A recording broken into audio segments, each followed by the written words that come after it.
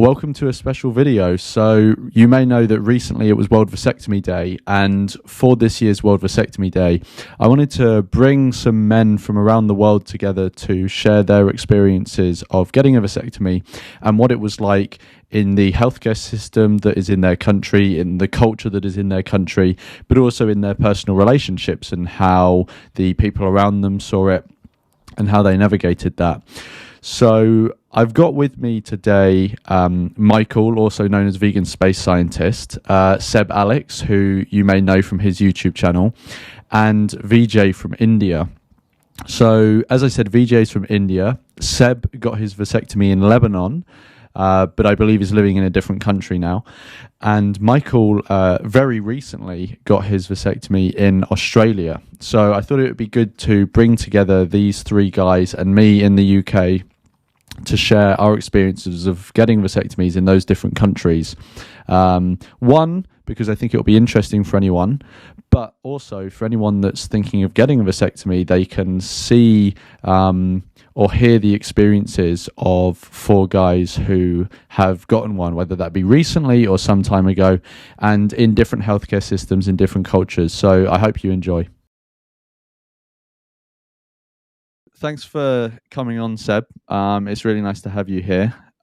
So do you, just to kick things off, do you want to just go a bit into about yourself in case anyone doesn't know you, Sure. and then go into like why you got a vasectomy? Sure.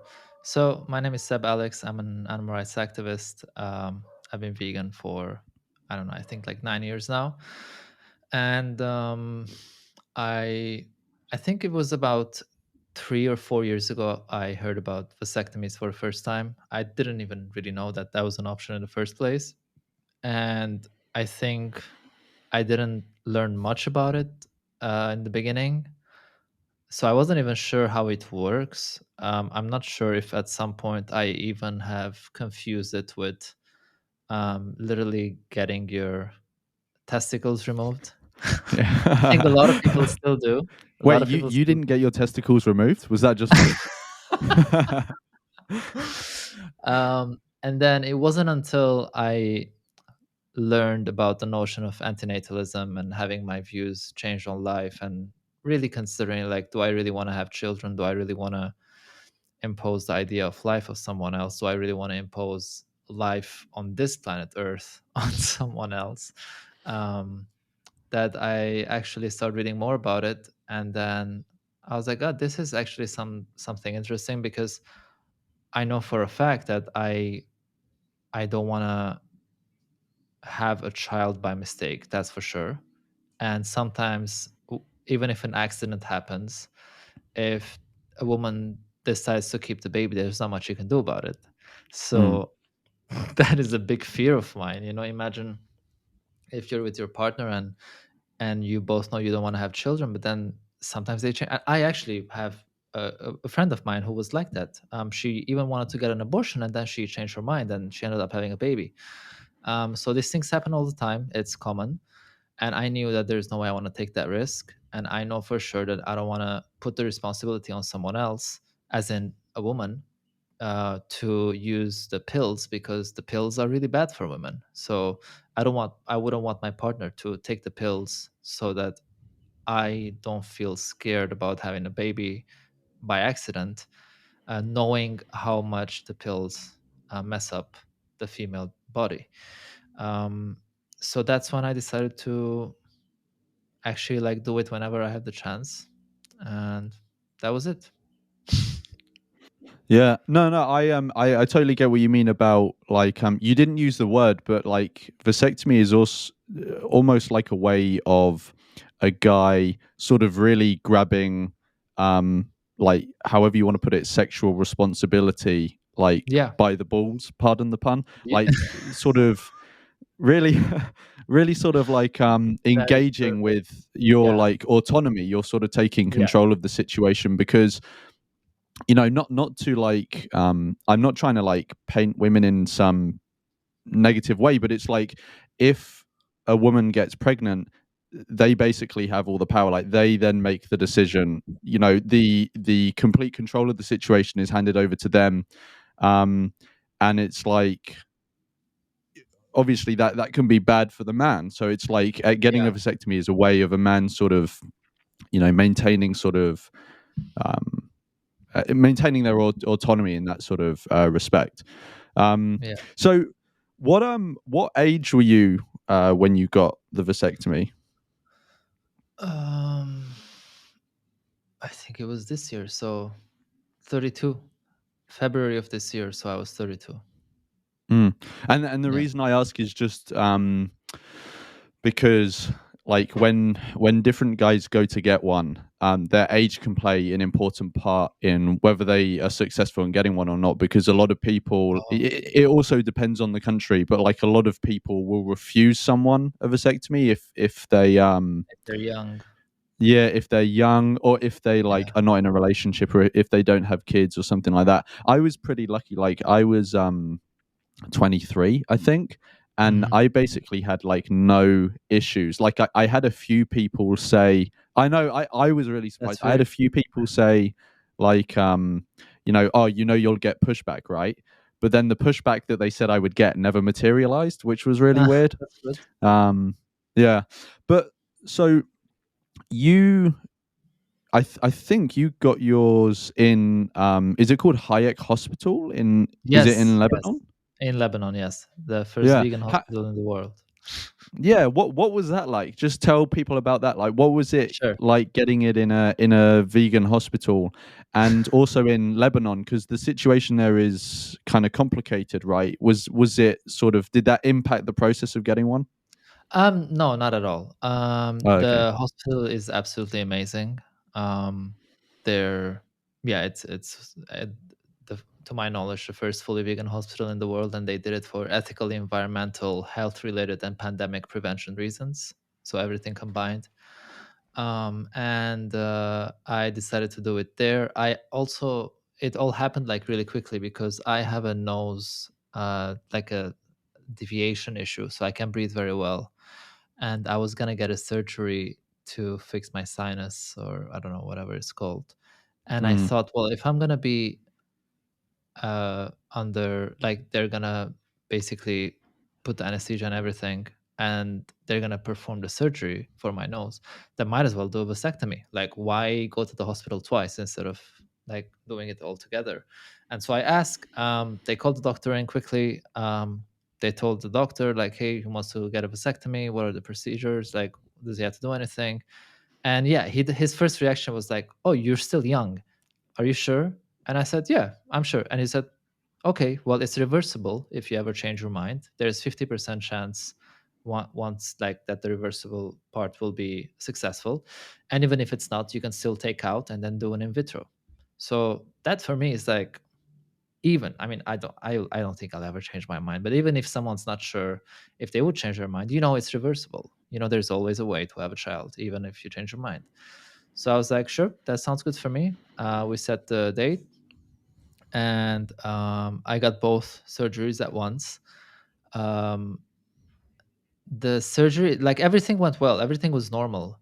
But what I didn't know, and this is my personal experience, is that obviously there's two types of vasectomies. There's oh, now I forgot a the types. scalpel and no scalpel. Exactly, yeah. Yeah. So I got the scalpel one, which includes having cuts on both sides of the testicles, and then getting the surgery done, and then stitching them up again. And my mistake was that I didn't even ask which one they're gonna do. Even though I had people tell me, do the no scalpel one, I was Mm, just like not thinking about it.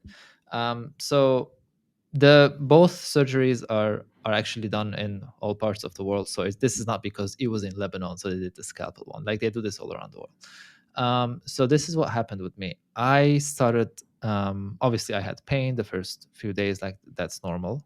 But the pain is supposed to go away with time.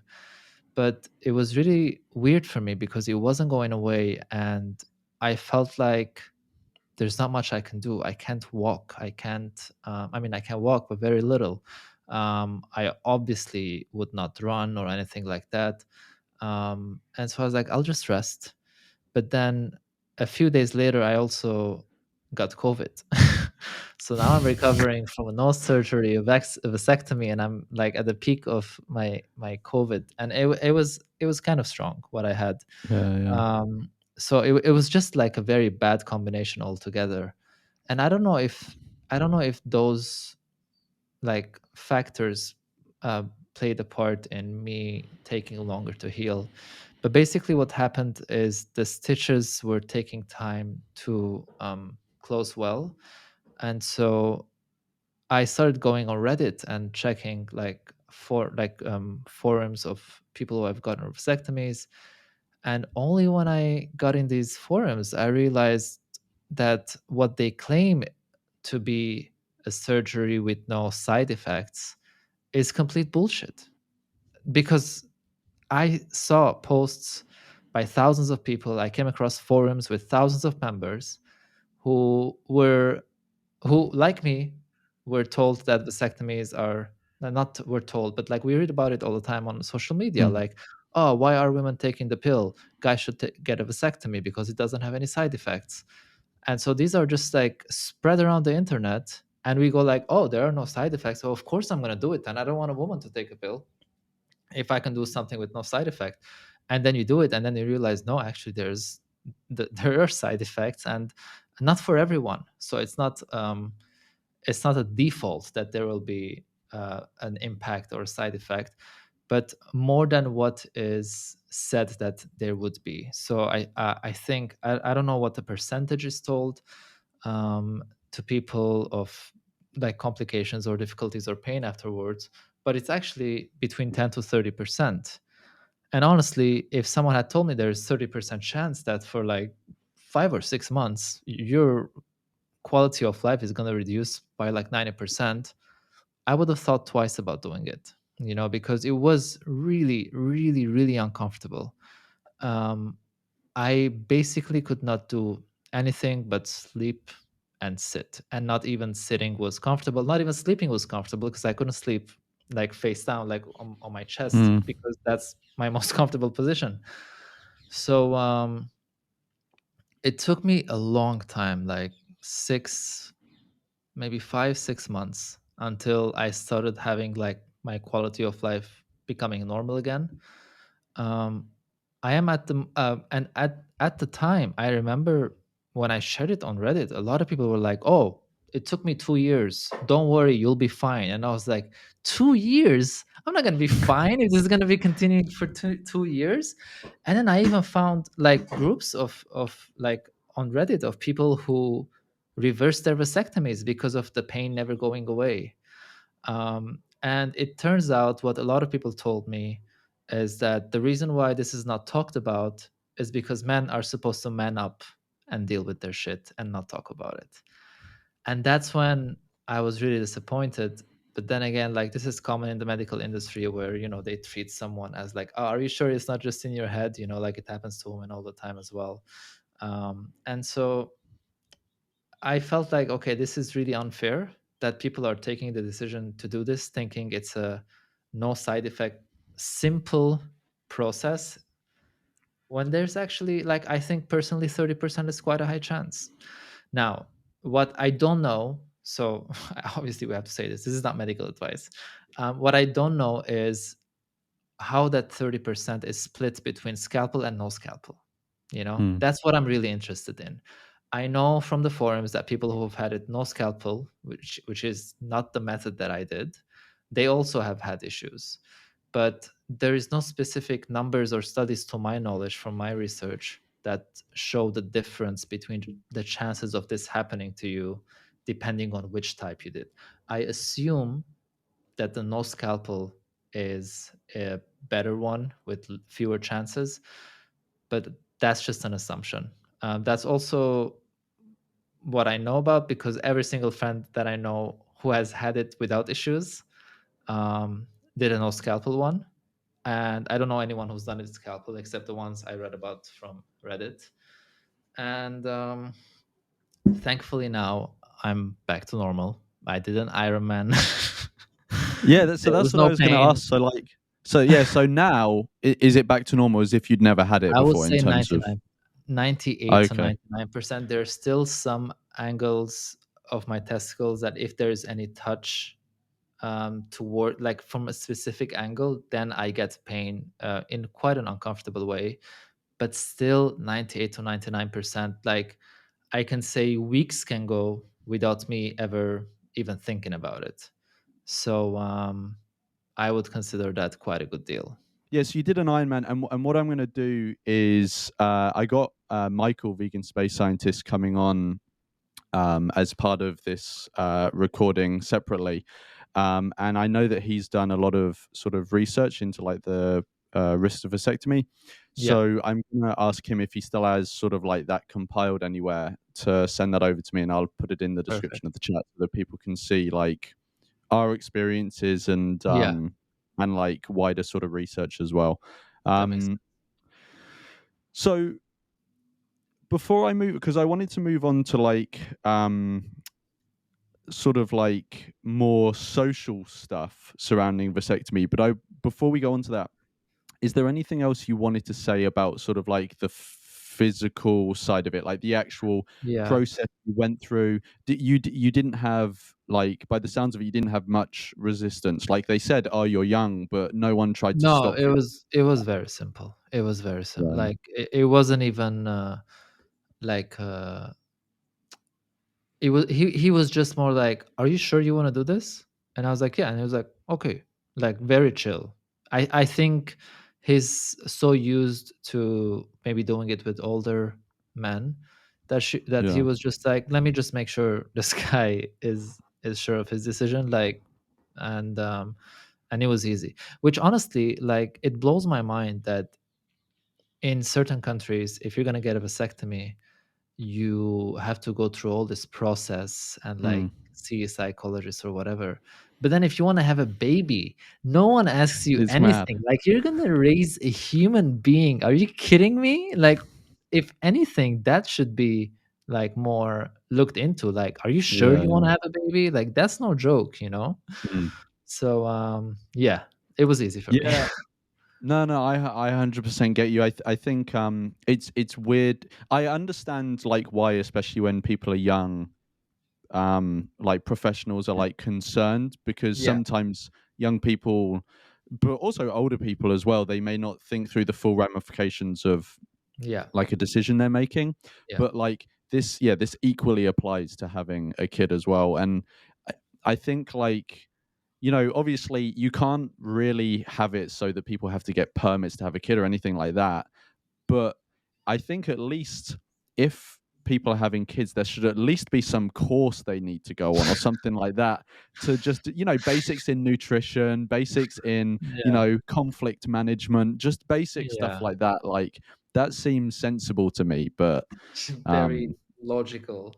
yeah, yeah, but it's just not something that happens, but whatever. So going on to more the like the social side of it, I don't know how. I know you posted when you were gonna have your vasectomy. You posted it on your Instagram Yeah. story, so I'm assuming you were relatively open about it with like personal friends and family and stuff. What was like? What was that like? Did you receive a lot of support, or were your family kind of like, ah, he's a madman, you know, he's extreme?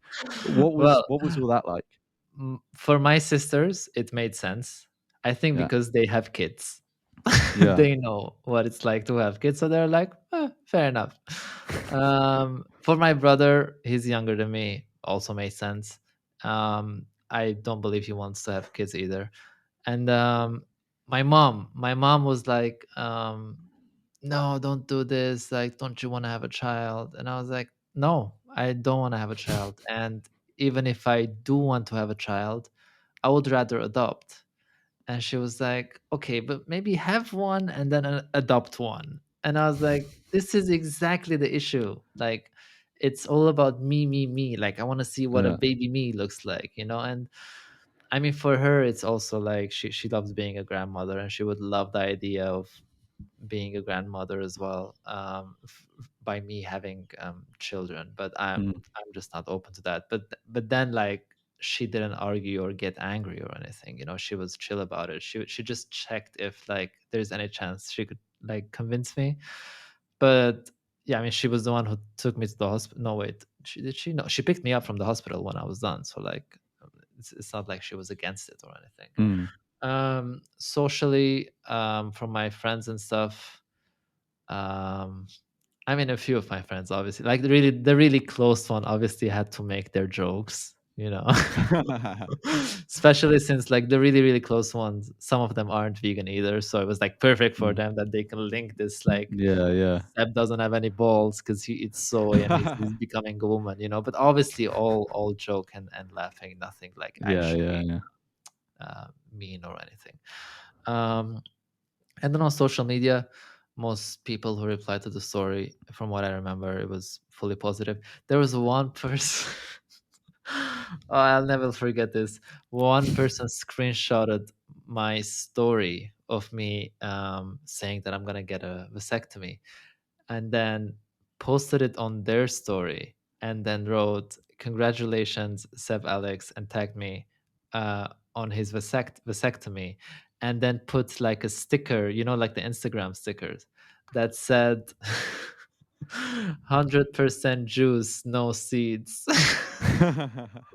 And I was like, I don't know, I don't remember who the person was, but I was laughing so much. Like, how did you even come up with this? But yeah, I didn't really get any negative Yeah, yeah. comments or feedback by anyone, to be honest. Yeah. No, no, that's good. I I like because I know you're sort of like I don't know how you describe yourself, but like at least within animal rights, you're like a bit of a public figure, right? Like you Mhm. have like a public presence. Yeah, relatively So speaking. yeah, yeah. So it's like you know, I guess, you know, obviously you don't share everything personal about yourself, but I guess you're used to sharing things and people giving their opinion on what you're Yeah, yeah, doing. yeah, And like, okay, maybe recently I've started doing a bit of YouTube and stuff, but I'm not used to like having like a public presence or something like that. yeah, So like I didn't share it like widely. I don't have like the same experience of you of like it was like loads of people reacting to it. Like I kept mine quite private. So it's like it's interesting to hear um like your experience from that being someone who there's more of like more eyes on you. Um yeah. so maybe I already know like the answer to this, but I just wanted to well two final questions. One was I was going to say, do you have any regrets Mm. um about the vasectomy? Yeah. No, I don't have regrets. I also I didn't mention earlier. I think this is important to mention, but the first 6 months, where I had the pain and like I said, my quality of life was quite bad. I still do want to say it didn't affect me sexually.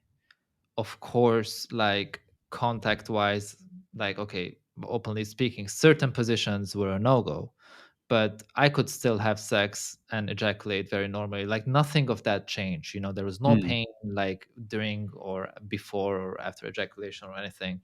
It was quite normal. Now, I think this is important to mention because I don't want someone to think like, oh, I could probably Yeah, not have yeah. any sex for this amount of like period or whatever.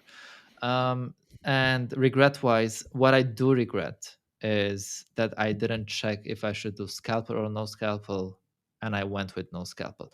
Again, based Mm. on the assumption that I believe chances are higher to have more pain after a scalpel one.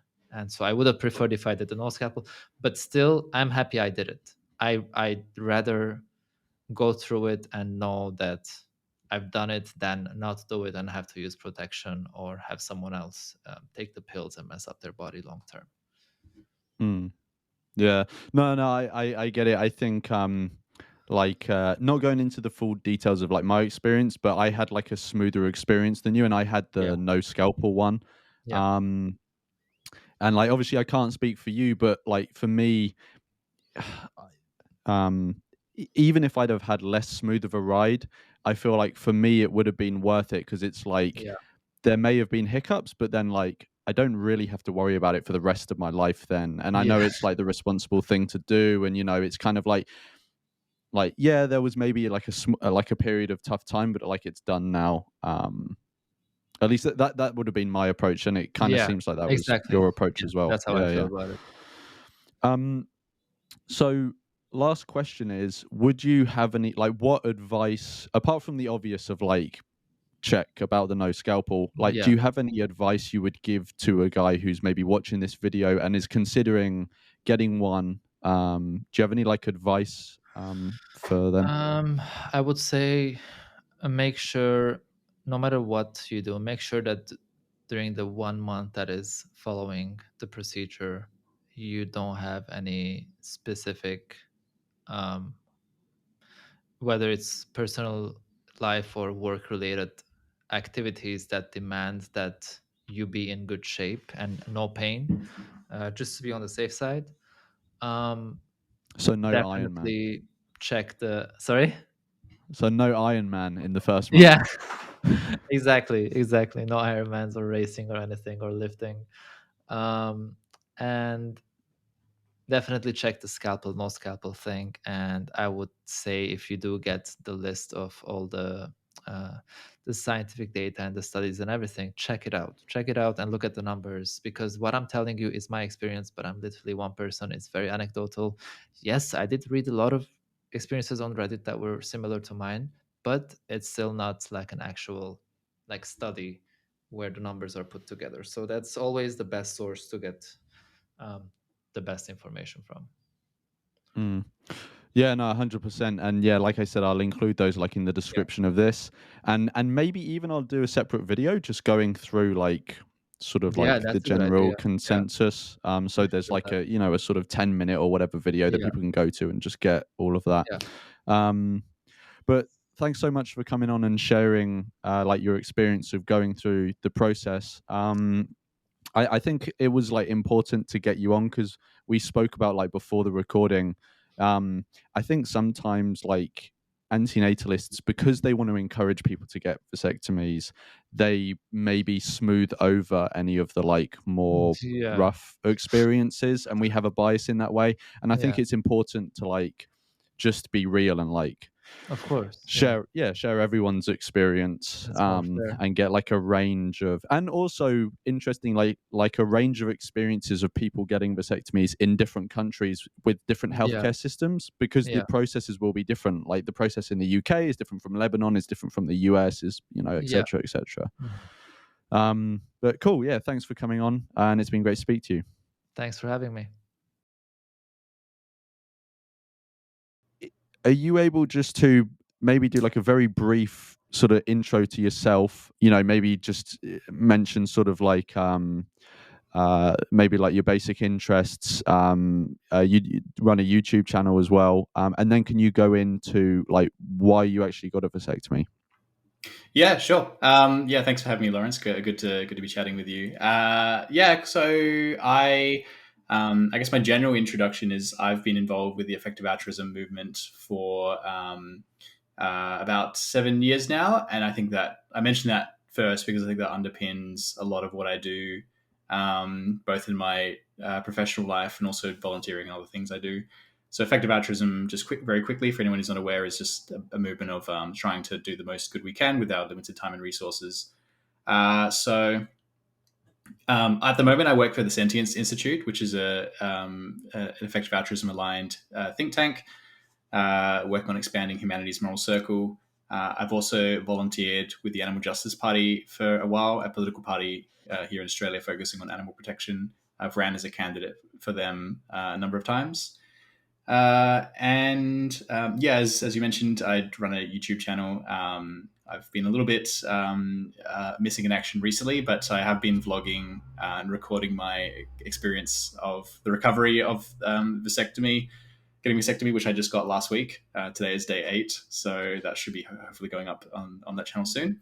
Oh, nice. And yeah, and I think I think that's about it. I love to climb, rock climb. Yeah, that's about a summary. And I was sorry, there was more to that question, I think. Yeah. So what made you actually get the vasectomy? Can you go through Yeah, your sure.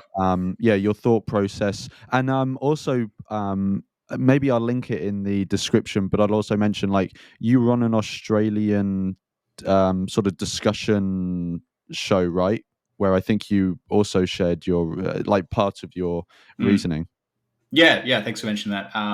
So that was SBS SBS Insight, which it's just like a Australian, I guess, talk show, I guess, where they had on a number of men to talk about their experience of not having children. Most of the men there were, actually, that wasn't all men. I think there were a few. There was a scientist on there who was a woman, and I think a few partners of child-free men. It was mostly men who had made a conscious decision to not have kids, but there was also a few that where they don't have kids, but that decision wasn't. They would have rather have children. So yeah, I talked about my rationale for why I don't want to ever have kids on that program.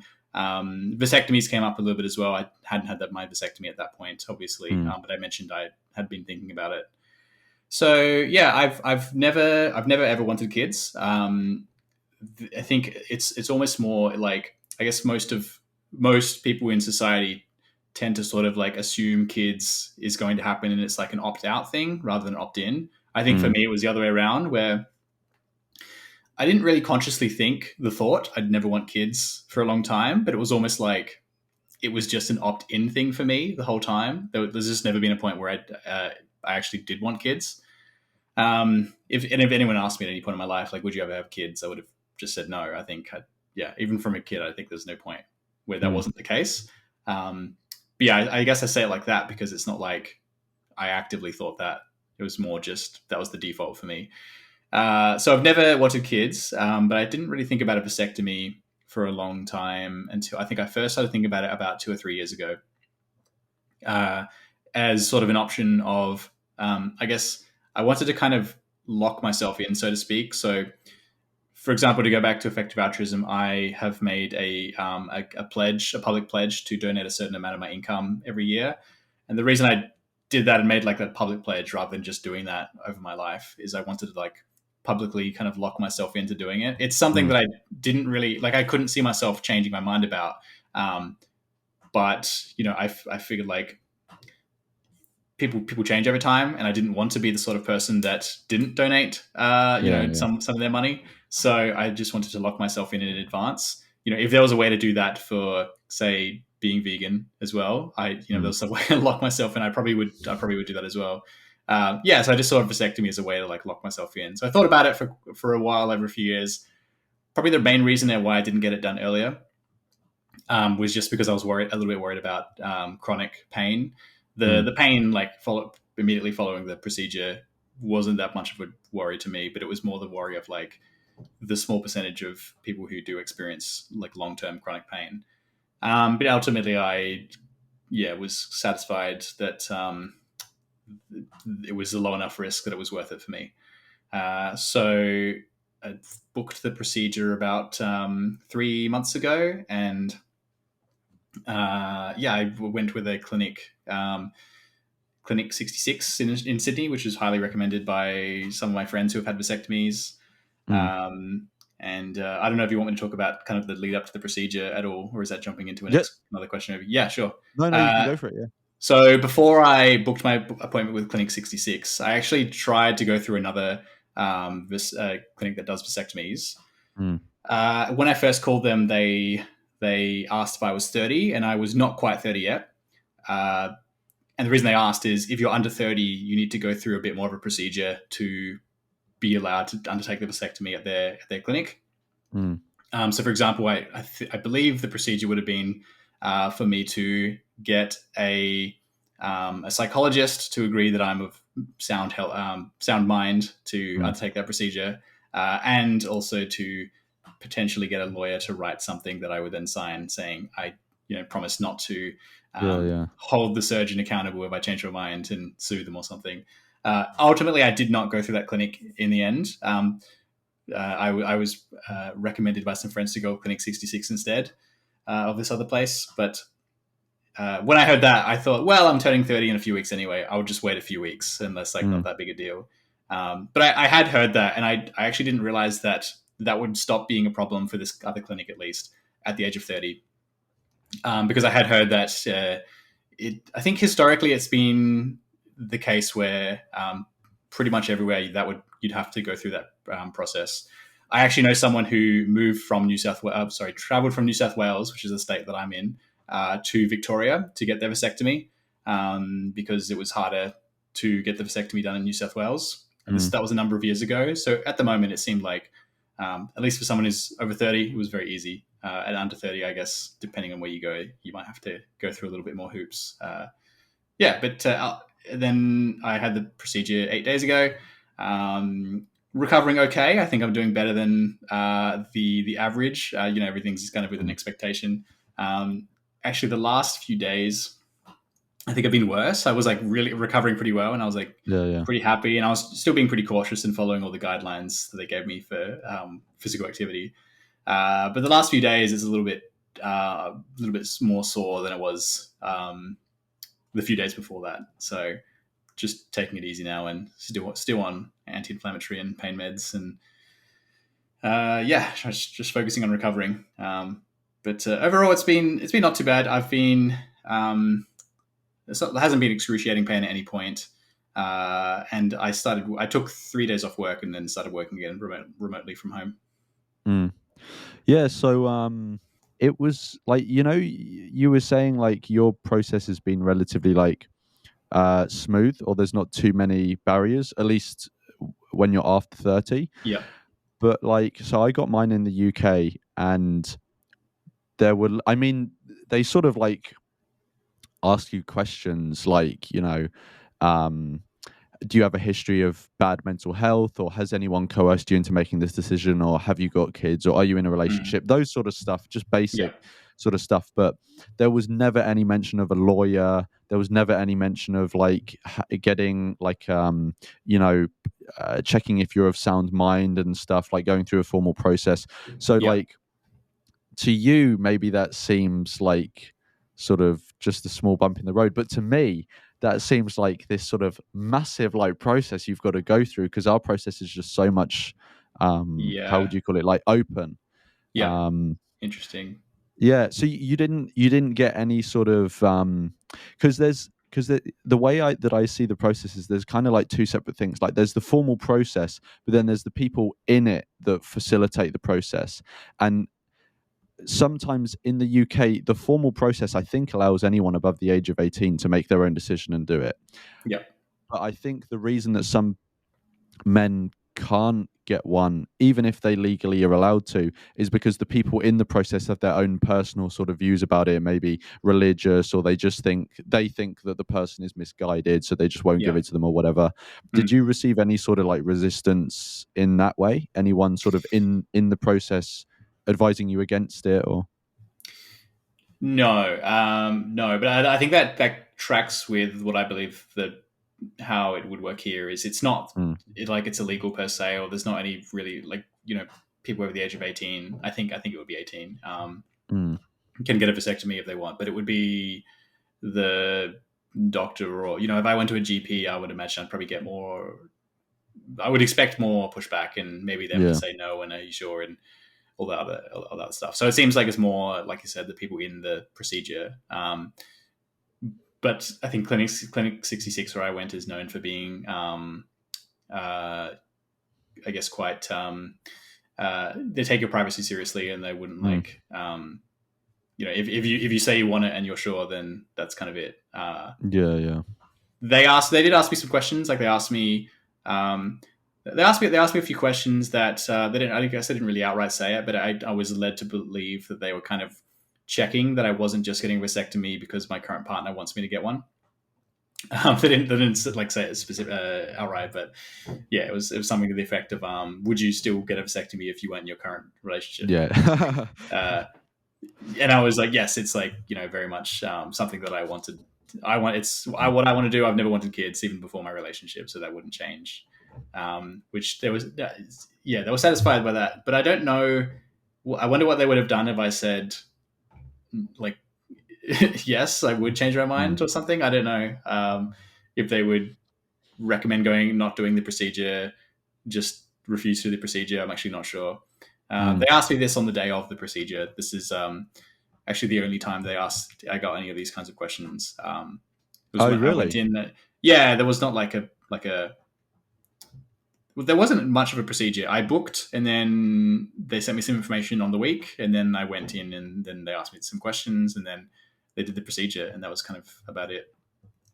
So overall, the procedure was like very, very smooth and easy for me. Mm. Oh yeah, so that was actually what I was going to ask Yeah. next, if it's not too personal, like how the actual procedure was, because Mm. for me, it was very smooth. I don't know if you had this, but I actually during mine there was a I don't know if this is their formal position, but there was a nurse in the room who was being taught how to give vasectomy. So there was a like a an experienced like surgeon who was actually doing it, but then he was explaining everything he was doing to a nurse who was like watching. So I Okay. think she was being like trained in how to do it. But Yeah. I had like nervous laughter throughout my whole thing, so I kept on laughing at random shit. Did you have anything like that, or like how was your actual thing? Yeah, so I didn't have any. They weren't explaining what they were doing. There was no one training or anything. It was the surgeon, and then one nurse kind of on standby who Mm, um, like wasn't particularly involved in the procedure itself. They were yeah, yeah. just there just in case, I guess. Um, yeah, so like I said, I did local anesthetic. So they and initially.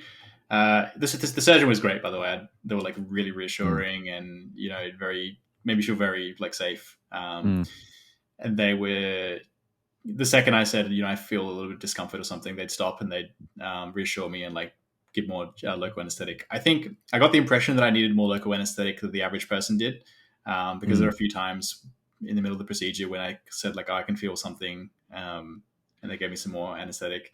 There was one point where I felt like I was doing okay. They offered me this thing called a green whistle, and I forget the actual name for it, but it's like, or a green pen maybe. It's like it's a some kind of like fast acting relaxant that you like breathe in. It's like it looks like a pen, and you kind of like breathe in. oh, I did not get that. Yeah, so it was an extra $80. They offered it to me at the start, and they said, "Would you like this?" And I said, "I don't think I need it." And they said, "Okay, if you change your mind, it's here. It will be $80 if you accept, like you say yes and do it." Yeah. But some people say it's like helps them relax, Mm, and it's also like out of your system very quickly as well. So if you mm, take that, like it's probably out of your system within half an hour. So at first I was like, no, I don't really need that. And then there was one point when halfway through the procedure, I just felt like a really sharp pain, and like I kind of cried out because I was like just not expecting it. yeah. So the surgeon applied more local anesthetic, but I said, actually, I do want the green pen. Yeah. Uh, or I forget if it's green pen or green whistle, but if you mention that, I'm sure they'll know what it is if it's available. There is a Yeah. Yeah. technical name for it. Yeah, so I asked for that, and took like 5 puffs on it, and they as I was like, you kind of breathe in and you like breathe out, and then breathe in through the pen again, breathe out, and they were like, can you feel it yet? And I was like, I started to say no, and then I realized as I started talking, like, yes, like I guess I like my words are a little bit slurred. So I was like, oh yeah, I can feel it. And so what they do is they kind of like you put your hand through like a wrist strap and hold on to the Mm, pen, so you have like you can puff on it if you feel like you need more. yeah. Yeah. Yeah. It's quite a nice feeling.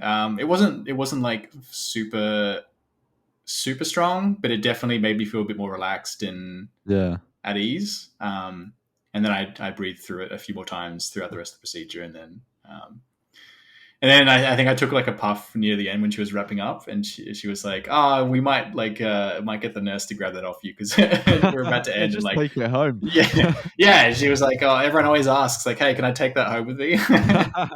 It was a nice feeling, and it definitely. In hindsight, I probably should have just done that from the start. I didn't Yeah. feel like I needed it, and I was like, $80, like I'll play up by ear. But Mm-mm. in hindsight, I think probably should have just gone with it from the start. It just wasn't, the pain wasn't worth the discomfort and pain wasn't worth the $80 saved, I guess. Yeah. Yeah. And yeah, towards the end, I was like I was crying a little bit after that first pain. I think it was mostly it wasn't like crying so much because of the pain. I think it was mostly just like a bit emotional, Yeah. um, and not even like about the procedure. It's not like I was like realizing what I'm doing and feeling emotional. I think it was just Mm. like the idea of someone doing surgery in a sensitive area was just Yeah. Yeah. a little bit emotional, I guess. Yeah, Yeah. but No. No. overall, yeah, overall it was like it was good. Mm. Yeah, yeah, Yeah, no, I get as well. Even if you were sort of like crying a bit or getting a bit emotional over the actual like procedure itself, Mm. because or not like any pain. I mean like the significance of the procedure, because Yeah. like I think even if I mean I don't remember getting like emotional. I wouldn't characterize it as emotional, but I remember Mm. feeling a sense of like, oh, this is a significant thing that has just happened. Yeah. Um, but I've definitely spoken to guys who have had like a sense of emotion come over them, or they've felt very emotional afterwards. And again, it wasn't because of any sense of regret or anything like that. Mm. It was just sort of like you've kind of made like this big decision in your life. And yes, like in certain cases it's like it's reversible, but I always like to sort of talk about it in a way where it's permanent, because it I feel like I'm somewhat misleading people if I characterize it as reversible or Yeah. temporary, just because it can be, but it's not always. So I think you Yeah. should Sure. always err on the side of permanence. Yeah. Um, so I think it's understandable. Like if someone's made a decision that they decide something permanent, like of course emotion is gonna sort of come to the surface. So I totally get that. Um, Although to be clear, like that, I don't think that's what I was feeling. It wasn't mm, like, yeah, it wasn't with the whatever like emotion I was feeling wasn't about the procedure itself. It was mm, more mm. like just nervousness, I guess, about Yeah, yeah, yeah. the procedure and the surgery itself. I actually wondered if after this, like during or after, or even a few days out, would it kind of hit me and like I realize, oh, this is like a big, like probably permanent decision I've made. Mm, But I haven't felt that at all. mm, Yeah, even the last few days that I've been thinking about it.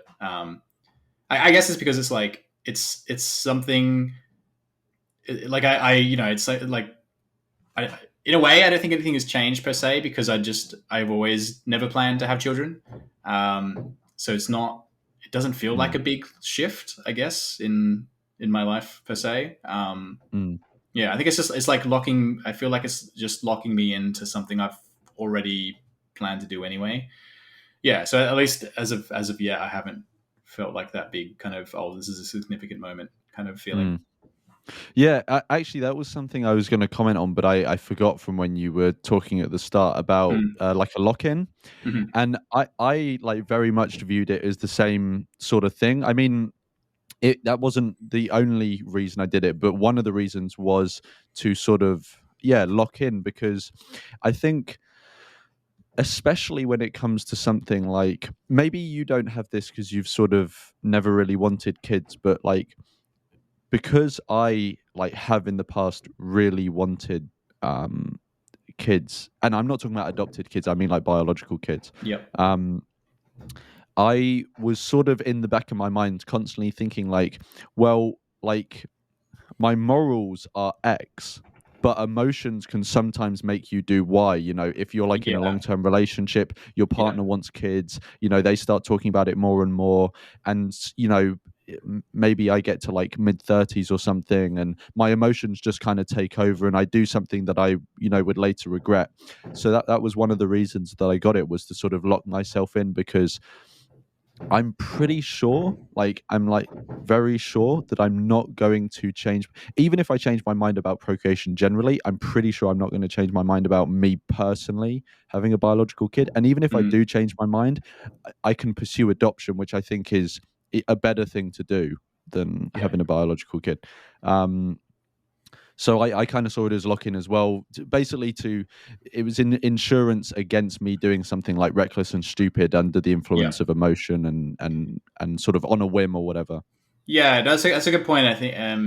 Yeah. You mentioned like there's you might change your mind about the ethics, but then you also might Mm, change your mind about like for some emotional reason, or just like we kind of are. I am conscious that like we are evolutionarily wired to like want mm. kids, and it that might eventually just like overwhelm my morals. Yeah, just Maybe in 5 or 10 4.5 years. billion years of evolution Yeah, just squashes your morals.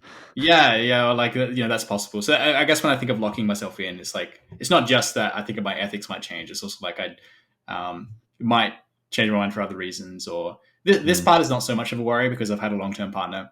Yeah. for now, over 4 years, who also doesn't want children. So I'm not so worried about this, but in the event that I have a partner in the future who really wants a kid, I would like to be like locked into, to not be able to change my mind because of like some reason of pressure or something else like that. Mm. So what so that was sort of like the process of the procedure and the procedure itself. Yeah. What was the reaction of like your friends and family or anyone who does it? You've been quite public about it, right? Because for anyone that doesn't know, I think you've posted on your personal Facebook but also on your YouTube channel, and you made a video/post asking people to convince you not to get one, right? Yeah. What is like the reaction of your friends and family been to you actually getting one? Yeah, mostly, I guess. So I haven't had a lot of like super negative feedback. I had like a lot of pushback from one person who I just haven't really talked to since high school. They were like angry at me basically, but they were quite religious and just saw that what I was doing is like so terrible. Yeah. But that didn't affect me really. Yeah. Yeah, but like for people who are actually close to me and who I care about, I wouldn't say I've had like a lot of pushback. I think my parents initially were like a little bit sad. Mm. I wouldn't call it pushback. They were supportive in the sense of like they support me in general. But I get the impression it's like not their preference for me to not have kids. But like they probably wouldn't say it in so many words. Yeah. Yeah, and then my partner's family, my partner's family, also similar boat, I think, as my parents. My partner, yeah, fully supportive. She's never wanted kids anyway, so that was pretty easy. Other friends, I think, like mostly supportive. I think there are some people, I guess, who a lot of my friends are like, I guess I do like know through the effective altruism. And I guess because I've been quite so public in like applying the effective, like I guess talking about how I've applied effective altruism and come to the conclusion that having kids is unethical for me to do. And like I'm like public because I'm happy to talk about this, but people have, I think like in a quite a good natured way, but taken me up on that, I guess, and like challenged me a little bit and tried to make the case that they think that having kids is not an unethical thing to do, or that it is an ethical thing to do. So I've been happy to like chat with them. But yeah, there have been some people who have pushed back in that sense. But in terms of people who are close to me, I haven't really had like a super negative experience really. And yeah, I guess I've been like quite public about it.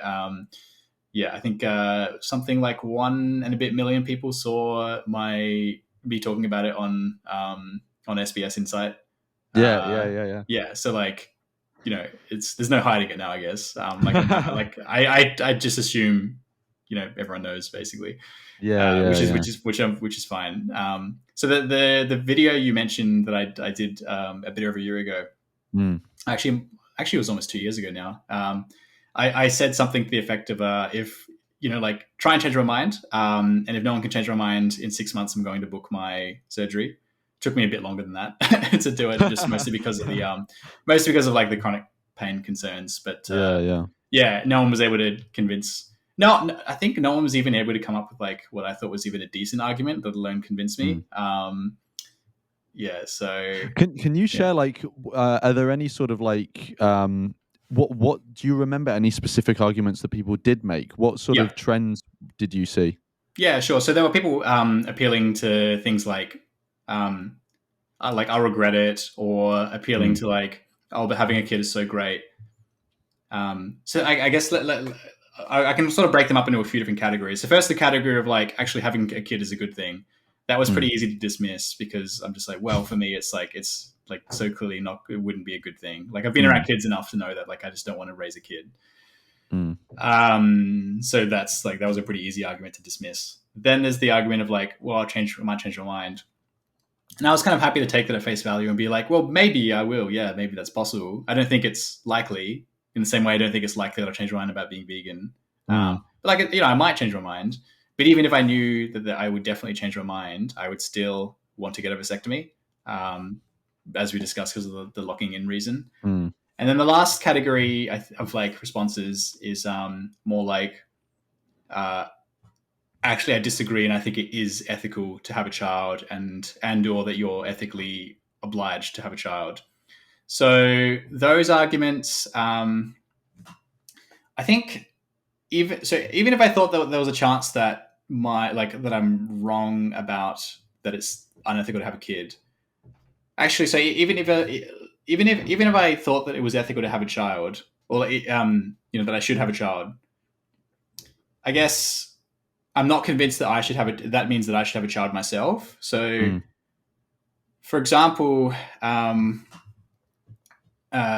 mean, like a big part of the reason why I don't want to have kids, besides the antinatalist reasons, is like just the opportunity cost of how much it costs in time and money to have a child, and the good that I could do with that time and money elsewhere, versus like the benefit of actually like the net benefit of having a kid, which I think is like, smaller. So I guess based on that, if I was convinced that actually more kids being born is good, I don't think that necessarily means that I should be having a kid myself based on that opportunity cost. So the example I give is like, even if I think that a new marginal child being born is a good thing in general, then I feel like I could still do more to create more kids with that $500,000 and with the thousands of extra hours of time I'll have. Like having a child, I think is like, I think quite an inefficient way to create more children anyway. So even if I change my mind on the ethics side of things, I think I still, if I was honest with myself and selfless, I think I should still not have a child. So that makes me very confident that getting a vasectomy is not something that I would regret, because, or not something that I should change, even if I might change my mind in the future. Just because, actually, it makes me skeptical, I guess, of people who say that having a kid is ethical, because not one person that I'm aware of has come to the conclusion that having a kid is ethical and then not had kids themselves and tried to maximize the number of children being born in other ways with their time and resources. That fact alone makes me quite skeptical. I think that people are being actually motivated by altruism, by ethics, when they say that having a kid is an ethical thing to do. Because I think if they were really selfless and actually believed that and were honest, they would not have a kid themselves. They would, I just can't imagine it would cost more than $500,000 to convince one person to have one kid. I mean, I could start a charity called like maximize, I don't know, like more kids, and keep having kids. Keep having kids. With a bit of marketing, I think you could much more easily make more marginal kids.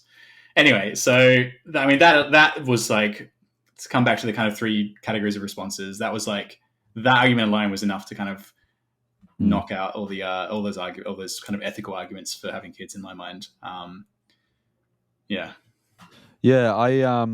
100% agree with you on, you were talking about if someone was able to convince you or someone else or themselves that having a kid was actually a good thing and it's something we should actively be doing. I've had people say this to me before, and the first thing that always popped to my mind is what you were just saying, is that, well, actually, if you thought that was the case, you wouldn't be having a kid yourself. You would outsource the burden of reproduction to other people, because you know that those people are not likely to put in the active work of convincing others. But if you think it's a good thing, you're of the character that you would put in that work, and you could outsource the actual child rearing to other people. So and maybe I'm being cynical, but like, it seems like you as well. I've always seen that I take the argument like on its own, but I also am always suspicious that it's just a cover for their own personal desire to have a kid, and they're sort of, it's called a post hoc rationalization, right? I kind of feel like I get that sort of vibe, that they're sort of coming up with that argument from the basis that they want a kid already. I think that sounds right. But then, so I think the strongest pushback that I've had to that argument, that is still not enough to change my mind, but I think that the best argument I've like counter I've heard to that, is the fact that I'm thinking about all of this means that I'm genetically predisposed to being altruistic, and maybe that means that I, out of everyone, should be trying to increase my gene pool or something. Mm. It spread my genes, my altruistic genes. I think there's something to be said for like, there's something to be said for altruism being somewhat, it's partly culture, partly like partly your surroundings and how you're raised, and then it's partly genetics. But even if that was the case, I still think I'd be better off convincing other people with good genetics to have kids rather than me having kids myself. So I think that trumps a lot of arguments, I think. Yeah. Get a full-time occupation as a sperm donor and just continually drain yourself of sperm and just give it away by the bucketful. I'm obliged to, yeah, morally obliged. Someone said that as well. Like, okay, opportunity cost accepted, but then donating sperm is like you're not raising the kids yourself. But then I have some concerns with that. I mean, one, like I actually, to come back to the original like motivation is I just don't think it's ethical for there but to be more children. And someone made the case to me that like, oh, I wouldn't actually be creating more marginal children by donating sperm. I'd just be like displacing. I don't think that sounds right. I don't think, I think it's like a supply and demand thing that kind of works in every other aspect of economics. So like more supply of sperm, let's say, means probably more children being born. Like there's just more accessibility. That might lower the cost of like being a sperm donor recipient. So I don't buy that. But then also, yeah, I think so. I don't want to create more children, but then also like it's not guaranteed that I would have no involvement in that child's life. I think there are some legal requirements for the child, for example, to be able to seek you out and know your identity, for example. And I just, I don't want that. So yeah. There's nothing like I'm happy to like talk about that argument, but there's like nothing about that convinces me. Cool. So we're coming up to 40 minutes, and I think you've already somewhat talked about your recovery, but I didn't know if there was any more detail you wanted to shed on that at all. Is there anything about your recovery that you wanted to? I can talk a bit about like what I've been doing. So, I mean, I've been pretty much following the guidance to the letter. So that meant on the first day, like purely horizontal. So I just lay in bed, and I will say I'm very impressed by, I think, single men or men who don't have someone who can look after them or help look after them in their recovery. I've been staying with my partner who lives alone, and like she's been so good at like feeding me and cooking for me and doing everything. It's been amazing, but like I can't imagine having to do that all for myself. Like being alone and recovering just sounds horrible, and I guess a lot of respect to people who do that, but it just sounds really tough. So having someone be able to look after you is like a huge plus, I think, for the recovery. Like I kept the like dressing on for 5 days, walking for no more than 5 minutes at a time, and then resting by like sitting down or lying down. I've gone out for like outside for a few like short walks. And I think I mentioned already, but like initially I was like a steady trend of recovering and getting less pain and like a bit more physically able. Last few days it's kind of gone backwards a little bit, so I'm just like dialing it back. Like technically as of today, which is day 8, I should be able to walk as much as I want without needing to rest per se, but like I just don't really feel up to it, so I'm just kind of listening to my body, I guess, and like staying sedentary as much as possible. Which I'm able to do. Like I can keep staying here. Like I work remotely anyway, so that doesn't change really anything. I'm fine to sit and just work. I'm still on anti-inflammatory and painkiller meds a few times a day. The surgeon said I can take those as long as I need to, as long as I feel like I need to. I think that's covered off most of it. Oh, and then ice. I've been icing a lot, which I've heard is recommended. And of course, like wearing briefs as opposed to like loose underwear has been helpful. Icing, I do for like 10 minutes, probably once an hour at the moment. And then, 50 minutes off. Yeah, I think the guidance is different in different countries then, because Mm. for me, I took the dressing off after 24 hours. Oh, okay. Yeah, and then I was given like another set of dressing which I put on again for another Right. 24 hours, but then after like 48 hours, those two different dressings, um I just had I was just wearing like compression shorts or like, yeah, Yeah. like briefs, like tight underwear. Um just to be clear, did you presumably had the no scalpel? Yeah. That's right. Yeah, yeah, yeah. Just so that people know, because I think, Sure. Yeah. yeah, because in the UK the no scalpel is just default. I'm not even sure if they do scalpel vasectomies anymore. It's just, I Mm. think it's just all no scalpel. I don't know if it's the same in Australia or if you have an option, but like in some countries, Yeah. um, the default is still scalpel, or sometimes they will ask you which one you want. Um, and like obviously this is not medical advice, but I think no scalpel is always the one to go for. I think it's the superior procedure. Yeah, yeah. I based on what I've heard, that I'd agree with that. That sounds right. Yeah. But yeah, I was never given the option to do a scalpel operation. Um, I don't know if anyone anywhere does that here in Australia still. I'm just actually not sure, but yeah, I think Mm, everyone just agrees that no scalpel is the way to go, and that seems to be the standard. It's the only option they provided, Clinic 66 at least, where I went. mm. And then in terms of close-ended versus open-ended. I don't know if you're given an option for that. The default here is Wait, what closed. is what is Ah, closed sure. or open ended? What does Yeah. that Okay. mean? So Yeah. the vas deferens tube that takes the sperm from Oh, the right. so they obviously like they so for a no scalpel, they will like still cut both of those, remove some of that. And then usually they would so close ended would be they cauterize both ends of each tube. Mm, So both ends of the like cut. So the like the bottom end and the top end, yeah. just to make sure nothing gets through. Open ended means they only cauterize the top end and leave the bottom ends open.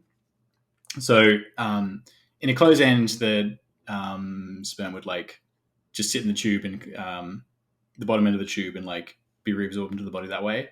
Open ended just means they like come out of the tube and then are reabsorbed like in that area. Um, I so there is some people say that open end is preferable because it reduces like congestion or some other like concerns. But then a lot of people say like, well, there's not really any evidence for that, but there's no difference per se. So like some men feel more comfortable just getting the open ended to like Mm, um, ease that fear, ease that concern. So I opted for the open ended just because of that reason. But it probably not medical advice, obviously, but it sounds like that mm, the consensus is that doesn't matter so much. Yeah, I think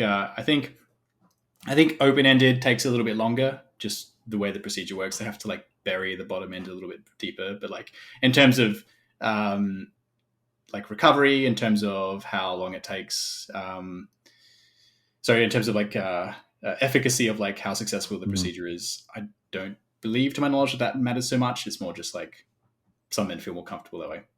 mm.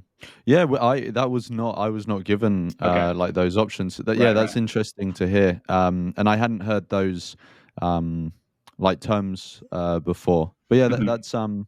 that's interesting. So, final question. Mhm. Do you have any form of regrets or anything that if you were to go through the process again you would do differently? Apart from you would have like five green pens all in your mouth at once. Oh, you beat me to it. Yeah, I mean, in terms of like regrets about having the procedure done, no, none whatsoever. Probably would have done it earlier, to be honest, would be my regret, actually. Yeah, I had no reason, I guess I shouldn't have. With the knowledge I have now, I should have done it years ago. Mm, Uh, in terms of the procedure itself, yeah, nothing I can think of. I think, yeah, in hindsight, as you said, I probably should have gone for the green pen from the beginning. I mean, I guess $80 for me is like quite a small cost relative to mm, just feeling more comfortable. It wasn't like terrible, but it would have been worth it for me to just have done it from the beginning. I guess mm, mm. hindsight is 2020, so I couldn't have known that. But Yeah, yeah. um, yeah, other than that, No, I don't think I have any regrets. I think overall recovery's gone well, and I've been pretty cautious and safe. So I guess to talk about like what my next steps for recovery are. So getting back into rock climbing, my guidance I was given was not for a month and then go for your life. But I'll be like, after a month I'll obviously be assessing, but self-assessing, and then easing back into it very gently. Yeah. Other than that, I'll keep icing for a bit longer, keep taking pain meds as long as I need to. Hopefully, I'll be able to start going for longer walks and maybe even jogging in a week or two. I feel I haven't weighed myself, and I'm a little bit worried about putting on a bit of weight while I've been very sedentary. So being able to be a bit more active would be nice. Yeah. Well, thanks for coming on. I'll put in any sort of links to follow you. I'm assuming I know you've got an Instagram account, but is the YouTube channel the main place that if anyone wants to keep up to date with you, is that the place to go, or would you direct them anywhere else? Yeah, YouTube's probably the best. I do have a website as well, michaeldello.com. Haven't been super active on it recently, I guess same as the YouTube channel, but I plan to work on that more when I have time. That's a blog, and I have like links to a lot of my other work on there as well. Cool. And you said you're working on a video, right? Sort of documenting the process. So when that gets put out, I will put a link to that in the description. Oh, cool. Awesome. Thanks. Cool. Yeah, well, thank you for coming on. Thanks. Being good to chat with you, Lawrence.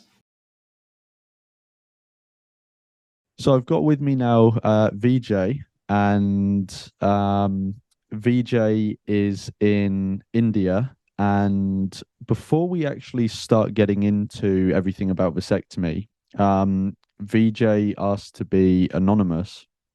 So I just wanted to quickly go into first, why did you want to be anonymous? Is there something about the culture or your personal situation that made you feel like there would be repercussions for sharing this about yourself? My culture is still extremely pro-natalist, for starters. And this is mostly a personal reason. I don't want to hurt my parents or my closest family members. Because I've been extremely open about the fact that I never wanted kids since a very young age. And now I'm close to 30 and they still think I'm joking. Are you able to go into a bit about why you got a vasectomy? What were the reasons? Well, for starters, I do have a fairly good sex life. And turns out there are quite a few who would like to, get pregnant and baby trap the person. Let me refer you to an article that was written in 2017 about a few high value individuals who had undergone the same thing. And there were a couple of doctors, urologists specifically, who saw an uptick of such people wanting to get a vasectomy. The third reason being, when I get to a particular age, want to have something, it would be with someone who also doesn't want kids. And this procedure is fairly simple. It is not like the fairly invasive counterpart called a tubectomy in women. So it will spare her from using all sorts of birth controls, like hormonal ones, intrauterine devices, all of which have their own side effects. So in effect, I suppose it's a gift to those who don't want kids, and it's a fail-safe against ones who want to essentially trap me with a child and, I suppose, grab child support. Yeah, and do you mind me asking, like, what age were you when you got a vasectomy? I was 27. And what was the process like? Did you have any resistance in the medical in the like the medical system that they were saying maybe you're too young or something like that? How was the process of getting one? Actually, I did. I have been asking for one to all urologists I could find since the age of 23, 24. So all of them said, you might change your mind. Or what do your parents think? Or what if your partner changes her mind? And I suppose they still saw me as a child. It took me a while, but ultimately I found one at the age of 27. So this gentleman was a urologist working in Mumbai. So initially, he too asked me the same things, but when he realized I'm not gonna budge, then he told me one thing that I could do. It was a notarized statement suggesting that I take full responsibility for my decisions, and he is freed from all, how do we call it? I mean, I won't be able to sue him later should I change my mind. Yeah. And it was signed by 2 witnesses. Once that happened, he agreed. We set a date. And would you like me to describe how I prepared for it? Yeah, sure. Go for it. All right. So the day before, I had to remove all the hair from the area. I had to start antibiotics to prevent infections, and a small dose of Tylenol. And did you have a no scalpel vasectomy or a scalpel? I had a classical procedure, the one with the scalpel. Okay, cool. The one with the scalpel, yeah. Because it varies in countries. In some countries, it's more common for the scalpel. In some, it's more common for the no scalpel. And how did you find the actual procedure? Did it all go smoothly? Were you nervous? All of this sort of stuff? Actually, no. They all put me at ease. And the procedure was very simple. It was finished in, say, 15, 20 minutes. So the main procedure was you would be given 2 injections of a local anesthetic around the site of the incision. Then after incision, the small tube that transports the sperm, that is the vas deferens, is pulled out. It is cut, tied up around each other, and then the ends are burnt. What was your recovery like when after you got the vasectomy? Did you recover well, or did you have any issues at all? Not much, actually. The same day I was discharged, I was advised to wear jock straps for 2 weeks. Yeah. And avoid lifting heavy equipment for the same time span. Now, maybe a couple of weeks later, there was a slight amount of swelling. It's called a sperm granuloma. That would go on to reside in another week or 2.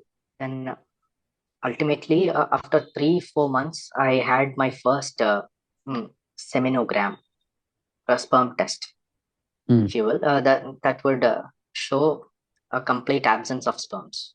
And I had the test repeated at another 3 months later. I repeated the test, and it was 0 again. And what was the reaction of your friends and family, or did you decide to not tell them about this, or like who did you decide to share this with? Only the people who signed that document and the one who accompanied me, and maybe 2-3 others tops. They know about it. Nobody else in my family knows, and I managed to keep it a secret for over 2 years now. And what is the main reason for keeping it a secret? Are there high, because you say that the culture you're in is very natalist, but what would actually happen if people did find out? Would there be high social costs, or would there be a risk of your relationships being damaged? I would say there may be a social cost, and yes, relationships could be damaged. I mean, My parents are still, you know, going for the arranged marriage routes, and they have put up my name in a couple of matrimony websites. Well, I told them upfront, if she wants kids, I'm out. I don't care if she is a VIP's daughter. And do you think because the two other guys that I've spoken to, they have not been in the situation where they would be in any form of arranged marriage. So how does that impact things? Are you able to you said that you told your parents, like, if the woman would want kids, that you just wouldn't entertain it. um but do you think this will cause issues for you in terms of finding a relationship, whether that's arranged or someone you voluntarily choose to be with? Do you think having a vasectomy would put a large restraint on the relationships you can have? Yes and no. The thing is, if families are if the families of the girls who come across my profile tend to be extremely traditional, then they might take it as an affront, because in India, as far as arranged marriages go, it's not just a marriage between two people, it's two families marrying each other in practice.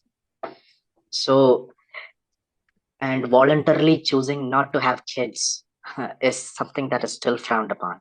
How common are arranged marriages still in India? I guess it would depend on the region, but in general, are they still very common? Very, very common. And do you know any other men who have had vasectomy, or are you pretty isolated, like you're the only person you know? I mean, I have chatted with a few folks on Reddit. That's about it. They too were from Mumbai. Yeah, that seems it's a very different culture from the culture I'm in, and the culture of, at least, Michael, who I've also interviewed. I'm not sure about Seb, who is the other guy that I've spoken to.